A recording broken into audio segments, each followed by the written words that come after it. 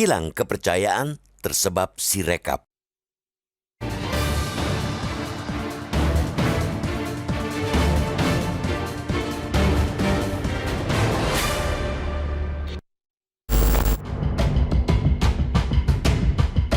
Pemilu 2024 boleh dibilang bukan lagi sebagai pesta demokrasi, melainkan tragedi demokrasi.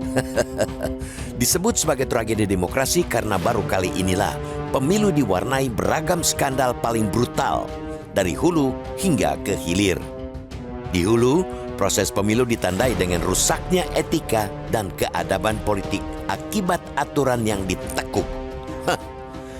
Saat kampanye, pihak-pihak yang mestinya menjaga marwah pemilu dengan menaati netralitas justru menabrak sumpah dengan berpihak. Di hilir, pasca pencoblosan 14 Februari lalu, sengkarut mencuat ditandai dengan terjadinya kekacauan penghitungan suara pada data sistem informasi rekapitulasi alias Sirekap KPU. Aplikasi itu menampilkan data yang berbeda dengan lembar C hasil plano pemilu di tempat pemungutan suara atau TPS. Hingga kini, sedikitnya di 2.325 TPS ditemukan perbedaan suara antara hasil dan Sirekap. Publik pun kian resah dengan kinerja penyelenggara pemilu. Sebagian bahkan merasa sia-sia telah memberikan suara dalam pemilu. Tidak mengherankan bila banyak yang curiga kesalahan itu bukan semata persoalan teknis seperti salah membaca data, melainkan kesalahan yang disengaja karena terjadi berulang. Berdasarkan Undang-Undang Nomor 7 Tahun 2017 tentang Pemilu, Sirekap memang tidak menjadi acuan penetapan hasil pemilu. Sirekap difungsikan sebagai alat bantu sarana publikasi hasil penghitungan suara dan proses rekapitulasi suara. Yang menjadi dasar penetapan hasil pemilu adalah penghitungan manual berjenjang. Namun, Peraturan KPU Nomor 5 Tahun 2024 menyebutkan bahwa Sirekap menjadi instrumen sumber data rekapitulasi penghitungan suara di kecamatan. Itu artinya Sirekap tetap menjadi rujukan.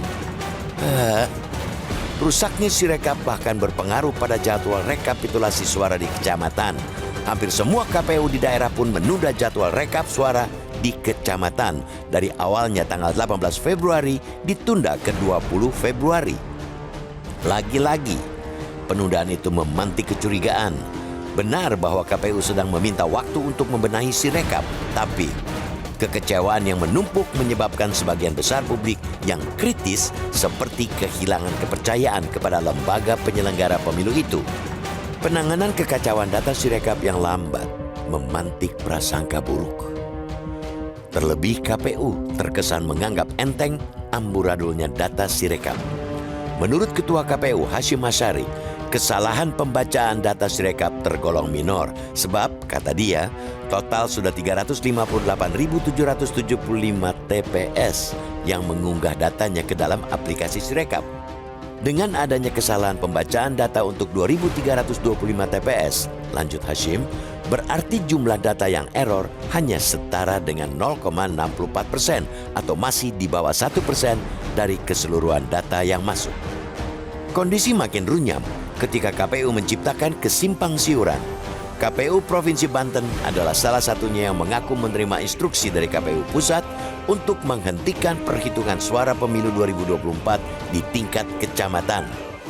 Penghentian tersebut serentak di seluruh Indonesia Minggu 18 Februari hingga Senin 19 Februari, sehingga rapat pleno di tingkat kecamatan akan dimulai pada Selasa 20 Februari. Penghentian itu untuk memastikan data yang masuk ke kecamatan sudah akurat. Namun, Komisioner KPU Idam Holik membantah adanya instruksi tersebut. Menurutnya, rekapitulasi di Panitia Pemilihan Kecamatan atau PPK tetap berjalan. Tapi, fakta di lapangan menunjukkan bahwa bantahan Komisioner KPU itu kian menebalkan prasangka bahwa KPU seperti sedang bermain-main dengan hajatan penting bagi negeri ini.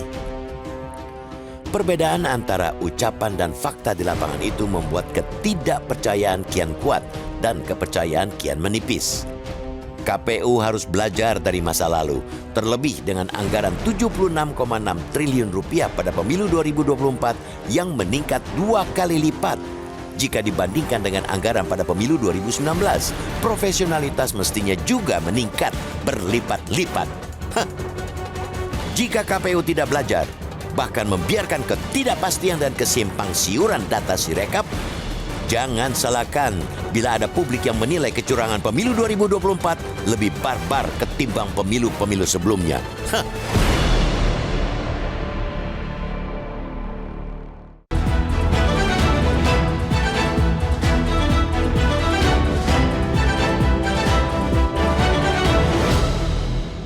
Jelajahi cara baru mendapatkan informasi. Download Metro TV Extend sekarang.